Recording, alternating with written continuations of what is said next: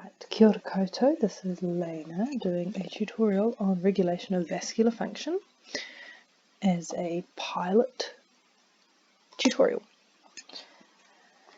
where we will go over in a very short online video tutorial format a worksheet which will be given to you in both blank and filled out form. Alright, so to begin, why do we need to learn about regulation of vascular function? Well, that is best explained by this picture here. So what this picture essentially is saying is that different parts of your body have different needs at rest and while you're exercising. So at rest, our cardiac output is about 5 litres a minute, and about 15% of all of that 5 litres per minute's worth of blood is going to your brain, because your brain is a large consumer of oxygen and produces therefore a lot of carbon dioxide. So it needs lots of blood to go and deliver oxygen, nutrients, and then to take away the carbon dioxide and any waste products. And some important bits are your gut has quite a bit of blood flow to it at rest, and so do your kidneys.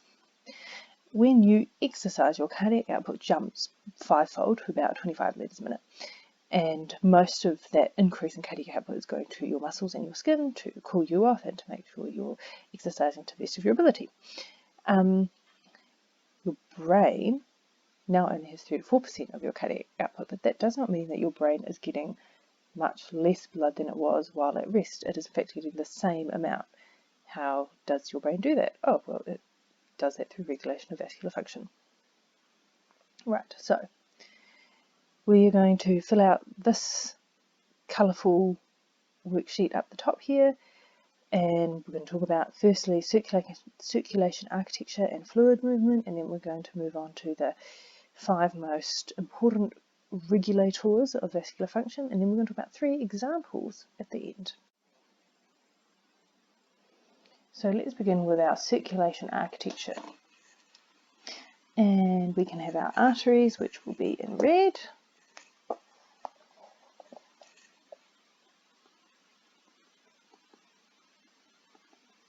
And what colour we can make capillaries? Purple.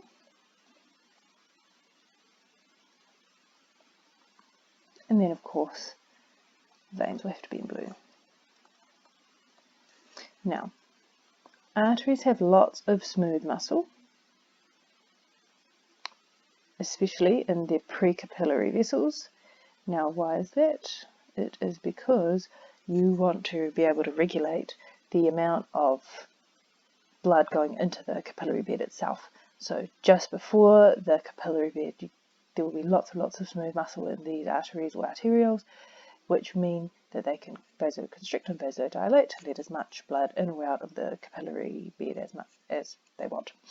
There is also dense innervation of the arteries, which we can see in this picture because they're covered in lots of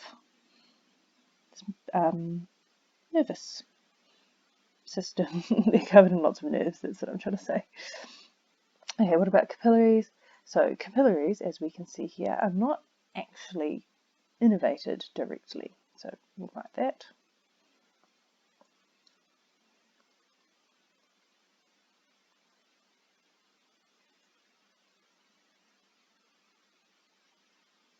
And then veins. What do we know about the vein, or the innervation and smooth muscles of veins? Well, they don't have very much smooth muscle, especially compared to arteries. And if we look at this picture, they have very sparse innervation. So that's our architecture. Our arteries have lots of smooth muscle and are densely innervated, so we've got excellent control over our arteries. Right, now, all of this is important because of this graph here. And we're talking about movement of fluid. We want to move oxygen and nutrients into tissues and carbon dioxide and waste products out of tissues. And here we can see that we have a equation, net fluid movement equals, and we can see the equation here. What the equation is essentially saying is that we've got 2 different pressures acting, which tells us whether or not we're going to absorb fluid into a tissue or we're going to push fluid out of the tissue into the capillaries. The first pressures is the hydrostatic pressure of the capillary itself, so PC, minus the hydrostatic pressure of the fluid in the tissues, which is PT. And then the other important pressure is our oncotic pressure. So you have the plasma colloid oncotic pressure, which is pi PL, and the interstitial fluid colloid oncotic pressure, which is pi IF. And then those are also influenced by the actual permeability of the capillaries themselves. So some capillaries have very big holes in them that allow lots of movement of fluid through them. Some have very small holes in the endothelium. So I'll draw it out for us. This here is PC and this here is PT. And then we should probably use a different colour. This is pi PL, and this is pi IF. And the direction of the arrows is the direction in which the fluid will move if that pressure is stronger. So if our capillary hydrostatic pressure is very high, then we're going to have movement of fluid into the tissues. If our tissue pressure is really high, movement of fluid into the vasculature. If our plasma oncotic pressure is very high, then we'll have fluid moving from the tissue into the vasculature. And if our plasma interstitial fluid pressure is high, then we're going to have movement of fluid from the vasculature into the tissues. Cool. Okie dokie. So what is this graph here above us telling us? It is essentially telling us what we were just talking about. So here, this black line in the middle is normal. So the normal pressure in the capillaries, normal mean pressure is just over 20. And then it's saying what happens if we change the resistance of our precapillaries? How does that affect the amount of fluid movement in or out of the vasculature? And the black line here is intersecting this line here, and everything above this line, that is fluid moving from the vasculature into the tissues, and below this line is fluid moving from the tissues into the vasculature. And this graph is only focusing on these two pressures. So let's start with A, reduced precapillary resistance. Decreased precapillary resistance. This means that there is vasodilation, and vasodilation leads to increased PC in capillaries. Increased PC means there is increased fluid movement into tissues. And we can also see that because it takes longer for the red line to intersect the black line here, and that black line demarcates the difference between increased fluid absorption into tissues and increased fluid extrusion out of the tissues into the vasculature. And then if we take the opposite discussion, if we increase precapillary resistance,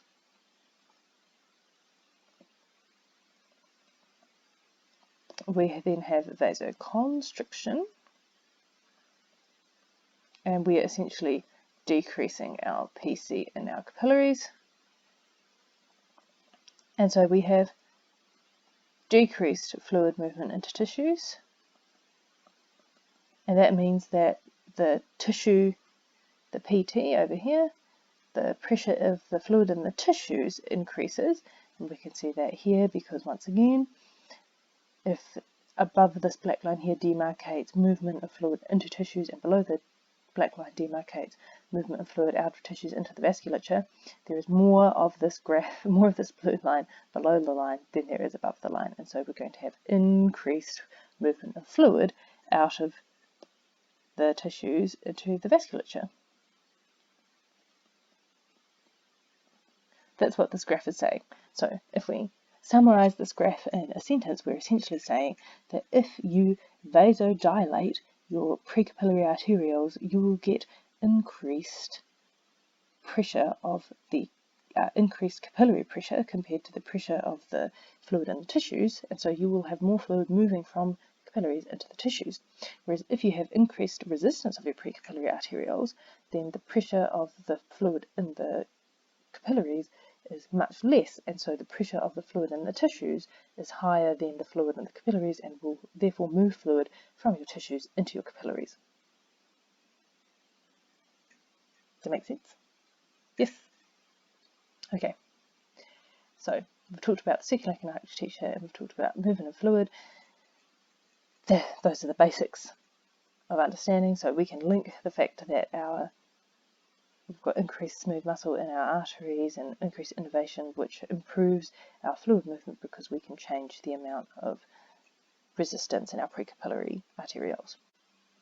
So here are the 5 important regulators of vascular function that we're going to talk about now. Autoregulation, myogenic regulation, metabolic regulation, endothelial regulation, and neurohormonal regulation. So we shall start with autoregulation, because your body is very good at regulating itself. It doesn't need all these other fancy regulators as well, it can just do it itself. So here is a picture of blood flow to our muscles, milliliters per minute per 100 grams of muscle. And here's our perfusion pressure. So this line here, and we're going to draw it in pink, is the actual amount of blood flow going to our muscles per minute per 100 grams of muscle. Right? And this here is our perfusion pressure, essentially our blood pressure in millimeters of mercury. And what it's telling us, which is pretty crazy, is that our blood pressure can change by by more than 100 millimeters of mercury, and the amount of blood flow going to our muscles will not really change that much.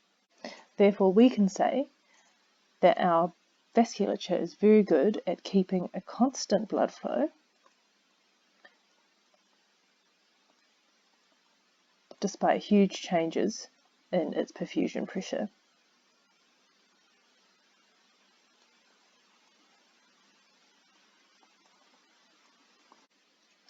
Some interesting things about autoregulation is that there will be an initial small increase in the short term,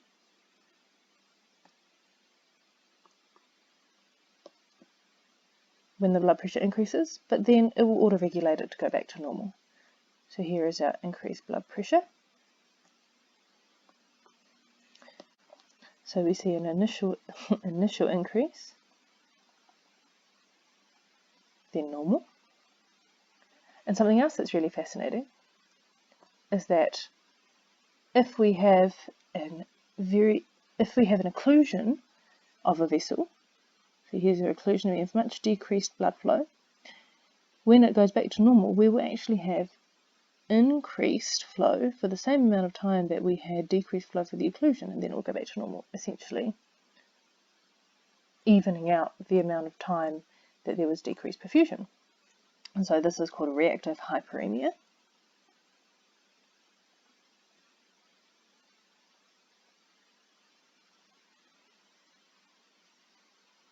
So, I should put some axes on my picture.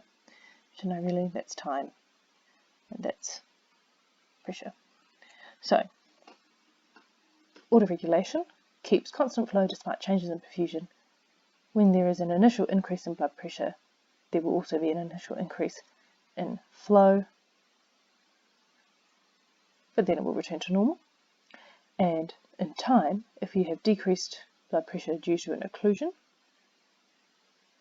therefore leading to decreased flow, your body will actually respond to this by increasing the pressure and flow through the capillary for the same length of time, essentially cancelling out the effects of the occlusion. Fabulous. Okay, so myogenic control. An increase in the transmural pressure acting on a blood vessel generally results in increased contraction. So let's draw a picture of a blood vessel, and then there's increased pressure going through it, which increases the stretch on the wall, and that increases stretch on an individual smooth muscle cell, and the increased smooth muscle cell depolarizes and will contract. And so we go back to normal. And shall we annotate this picture. This is essentially what we need to know about myogenic control. It is an intrinsic property of our smooth muscle cells in our vasculature, and it's got these stretch sensitive channels in the membrane of the smooth muscle, and when it is stretched out like this, causes depolarization, contraction, and back to normal. And here we'll write stretched. So there's our myogenic control of our vasculature. Okay, so the next important control of our vasculature is metabolic control. So increased metabolism of a cell increases the number of metabolites produced by the cell itself. And increased metabolism also means it needs increased blood flow. So we can link increased metabolites and increased blood flow together. The tissue, when creating all of these metabolites, such as carbon dioxide, potassium, inorganic phosphate, hydrogen, adenosine, those are examples of things produced by the cell which increase vasodilation of the vasculature around it. What's also interesting is the concentration of metabolites. Well, that's concentration of metabolites is determined by two things: production and washout. So here's my story. Imagine there is a muscle cell, a myocyte, that is being contracted, 5 times a second. And it's producing heaps of metabolites like carbon dioxide and potassium. And those things are being produced at a high rate and are not getting washed out. And they're not getting washed out very fast because there's not very much blood flow going through the capillaries that are giving this muscle cell lots of nutrients and whatever that is perfusing this muscle cell. So the increased concentration of metabolites determined by increased production causes vasodilation of the precapillary vessels. The precapillary vessels vasodilate, and then you've got heaps of blood flow coming through, and that increases washout. And so you're not going to have more vasodilation than you need, because now the concentration will be decreased a little bit because it will be washed out by the amount of blood going through the capillaries. So it's a good thing. So it's saying that concentration of metabolites is determined by both the production of the metabolites, because it's working a lot, but also by washout, because once you've got vasodilation of the arteriole and you've got lots of blood flow movement through the capillaries, there will be less metabolites there, which is good. However, this is very local, so it doesn't really explain coordinated vasodilation through our distribution circuit, so we'll write this only local. And then there's one more important one, which is endothelial control of the vasculature. So there are a number of vasoactive substances that act upon the endothelium, and the one we're going to talk about today is nitric oxide. So nitric oxide acts on a vascular smooth muscle by increasing cellular cGMP concentrations, and this causes vascular relaxation and vasodilation. Nitric oxide is in fact a gas, and it dissipates quite quickly, so it's very fast. So let's write that. It is nitric oxide, which is a gas. Nitric oxide, a gas that acts quickly and is released by the endothelium.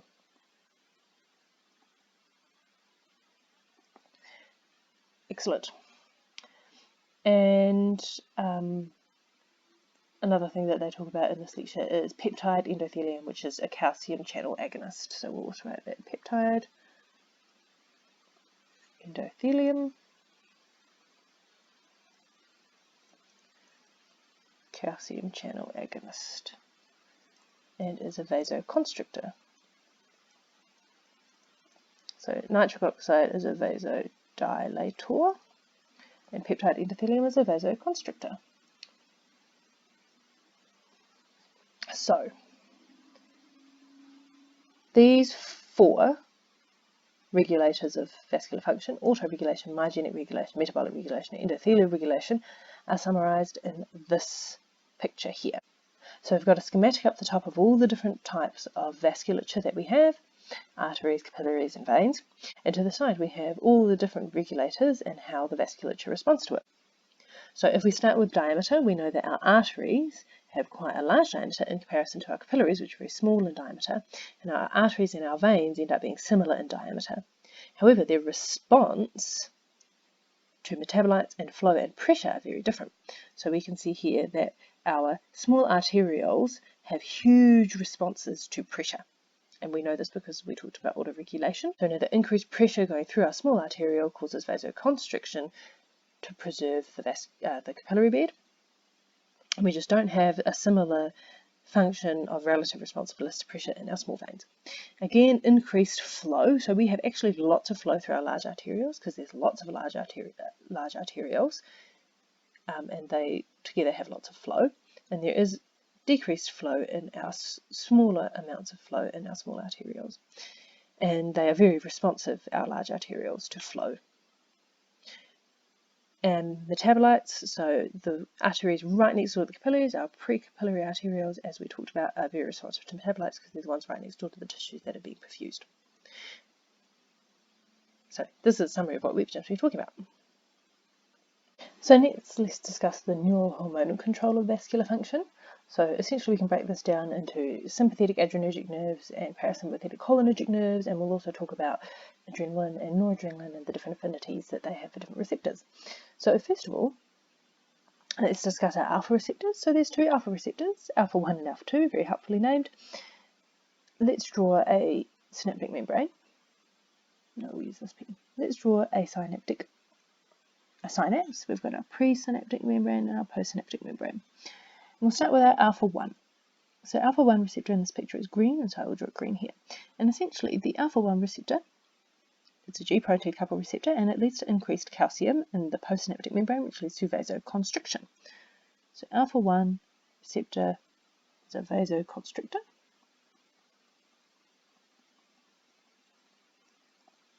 It also has a friend, the alpha 2 receptor. Alpha 2 receptor in this picture is blue, so we're going to put blue here as well.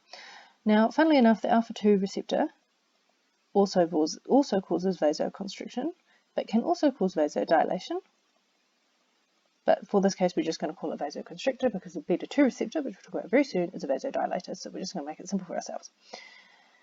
Now, sympathetic nerves use noradrenaline, which we're going to draw here in purple, and it binds to these receptors. When it binds to the alpha 1 receptor, it causes vasoconstriction, and it also binds to the alpha 2 receptor on the presynaptic membrane, which decreases the CAMP levels in the cell, which reduces the amount of noradrenaline being released,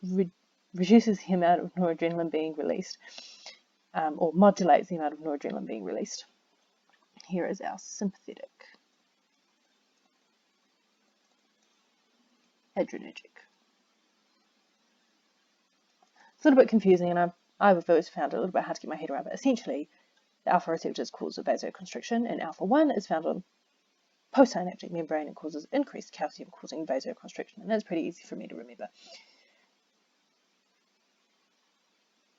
There are modulators of adrenergic neurotransmission, so we'll draw some of those out now. Oh, this one.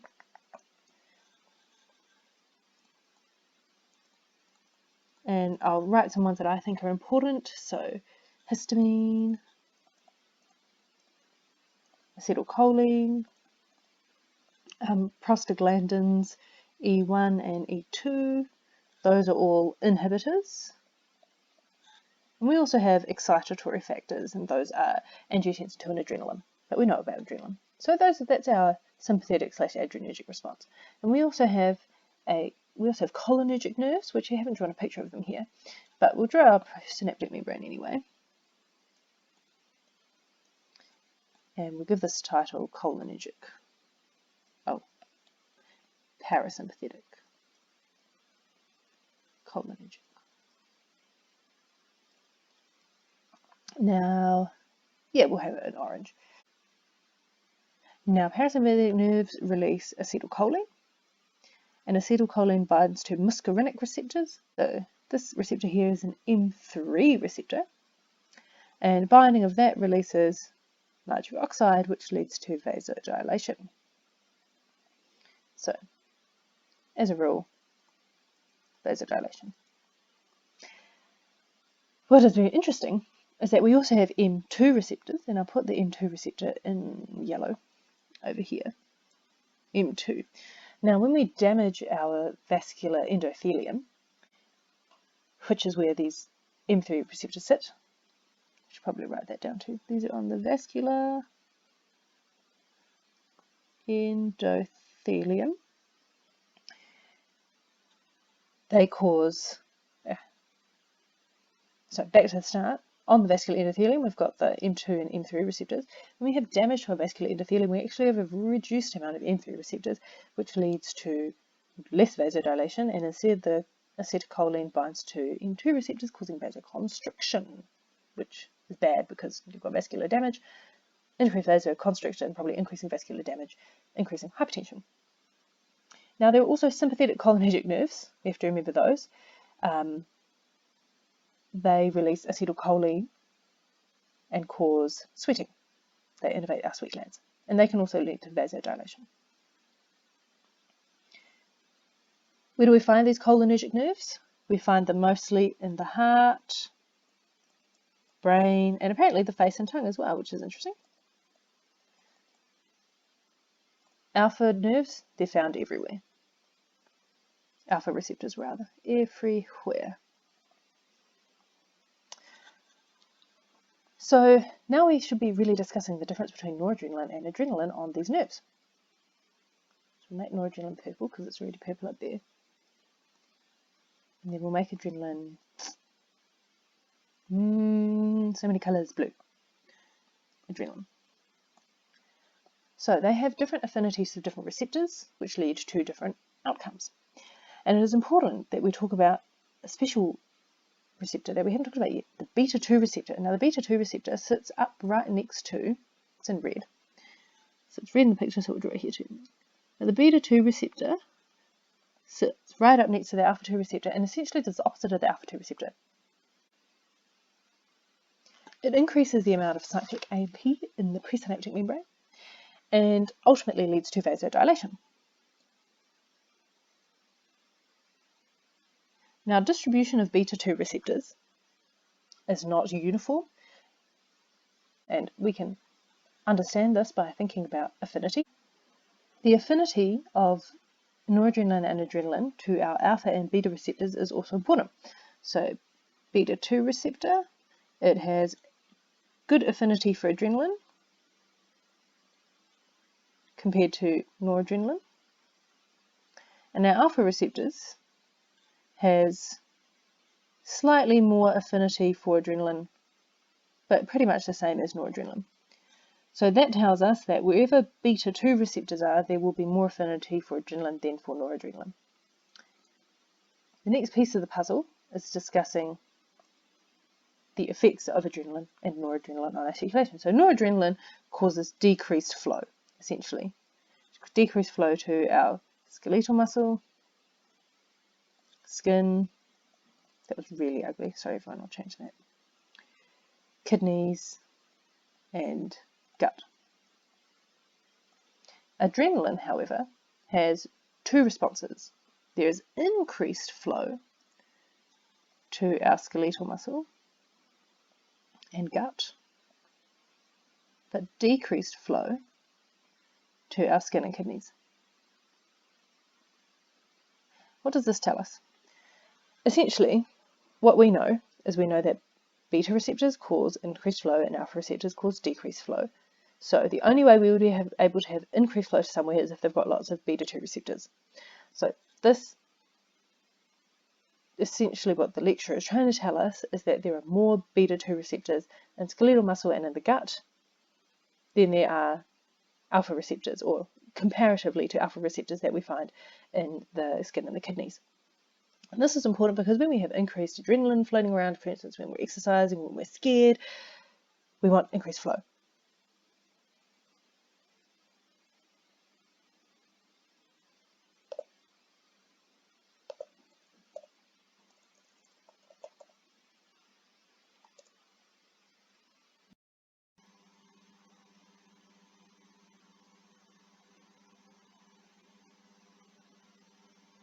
The word he uses specifically, he doesn't use the word gut, he uses the word splanchnic, but it's essentially the same thing. Increased flow to especially skeletal muscle because we're working out right. When we have increased noradrenaline, which is our sympathetic nervous system telling the whole body to vasoconstrict, it doesn't bind to anything else except alpha receptors, so noradrenaline causes reduced flow to our skeletal muscle, skin, kidneys, and splanchnic circulation. That is the summary of the neurohormonal effects in our body. Essentially, we've got sympathetic nerves, they're everywhere, they're alpha and beta. Alpha causes vasoconstriction, beta causes vasodilation. Where there are more beta receptors, they are more responsive to adrenaline than they are to noradrenaline, and they cause vasodilation, even if there is a wide amount of noradrenaline also hanging around and lots of stimulation of the sympathetic nervous system.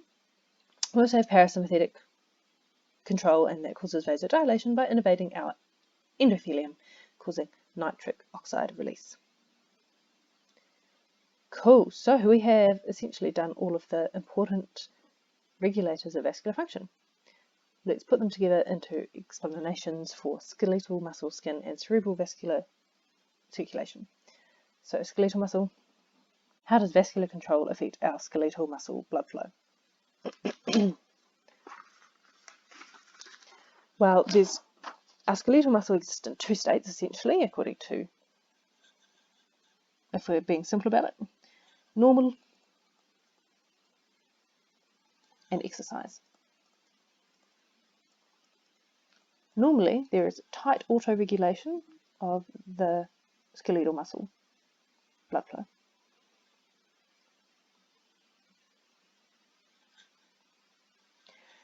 It is innervated with sympathetic adrenergic innervation, so essentially if you increase sympathetic stimulation to it, you can almost shut off the flow to the muscle.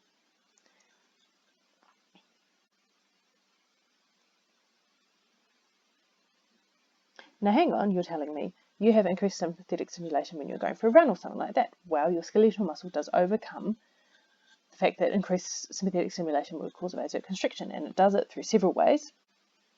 So the first way is metabolites. You have increased metabolites, and that increases flow by modulating. Remember, the pre-capillary vessels are very responsive to increased metabolites. It causes vasodilation. Histamine was one of our regulators of sympathetic function, remember that? And histamine down regulates the amount of vasoconstriction through sympathetic stimulation. Histamine is one of those metabolites and can actually completely shut down the sympathetic adrenergic activity.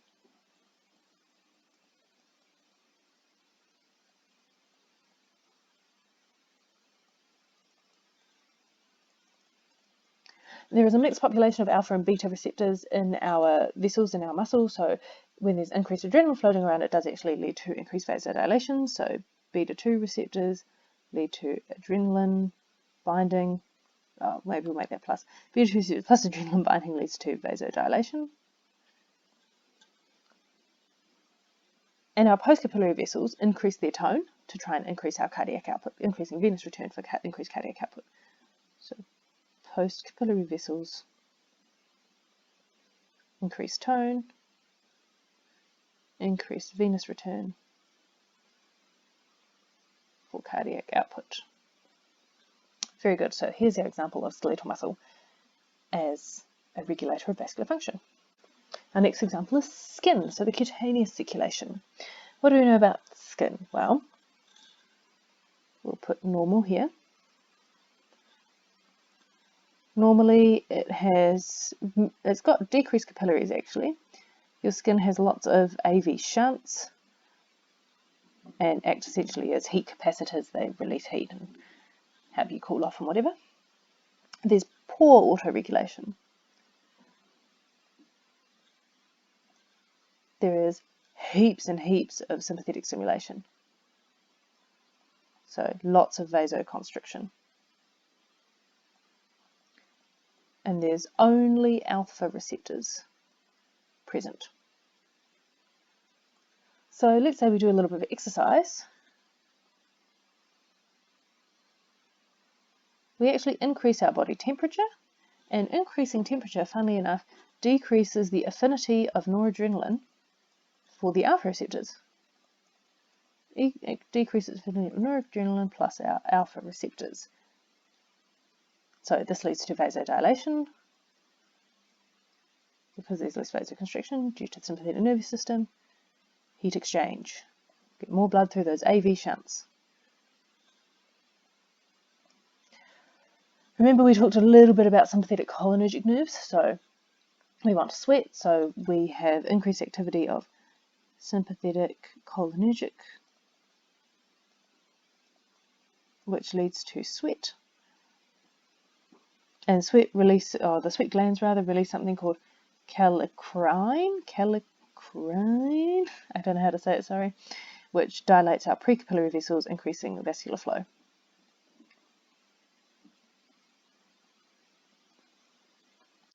So these are quite local factors, kallikrein and increasing temperature, reducing the affinity for noradrenaline, and those improve the amount of blood flow going through the shunts and facilitating heat exchange.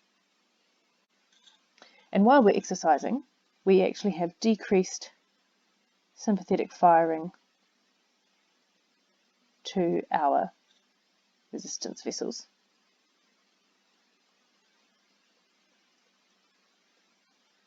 Which leads to increased blood flow, increased heat exchange. So the whole point, increasing blood through to our AV shunts because they are heat capacitors. Cool. A final example is the cerebral circulation, and there is a very tight linkage between metabolism and blood flow. So very well autoregulated over pressures of about 6 to 180 milligrams, so well autoregulated.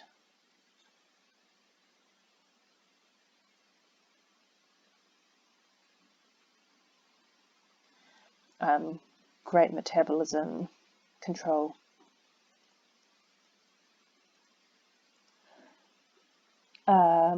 Things like pH, partial pressure of carbon dioxide, partial pressure of oxygen, potassium.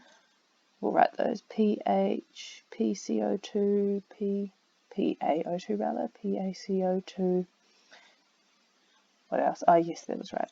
Potassium. Those are all good things that improve metabolite. Those are all good metabolites that improve flow.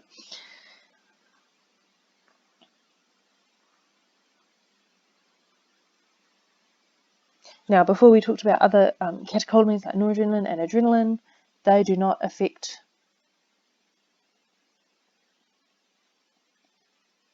the cerebral vasculature because they can't get past the blood-brain barrier.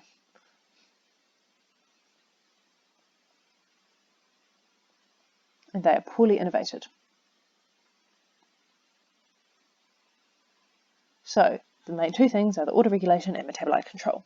There is a graph that is a good explanation of the partial pressures of carbon dioxide and oxygen versus the amount of flow that we get. So flow is on this axis, and on this axis is arterial partial pressure of oxygen / carbon dioxide, and oxygen is in red and carbon dioxide is in blue. Now, here is normal flow. Oh, that was not what I wanted. That's hilarious. Here is normal flow. Here is 2 times flow, and here is 0.5. So that's 1, right? Normal flow, twice the amount of flow, half the amount of flow that we want. When we do not have very much oxygen, low versus high, when we do not have a lot of oxygen, we want to have low oxygen, high flow. Now, normal partial pressure of oxygen is like 50-ish, so we get to about 50 and we have normal flow of blood to the brain because we've got a normal amount of oxygen in our blood, and then it kind of actually peters out once we've got very high flow. It's kind of high amounts of oxygen rather, we get very similar amounts of flow.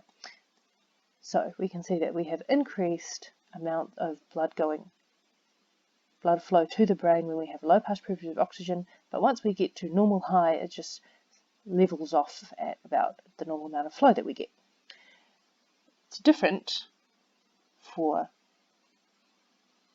this is very different compared to our partial pressure of carbon dioxide.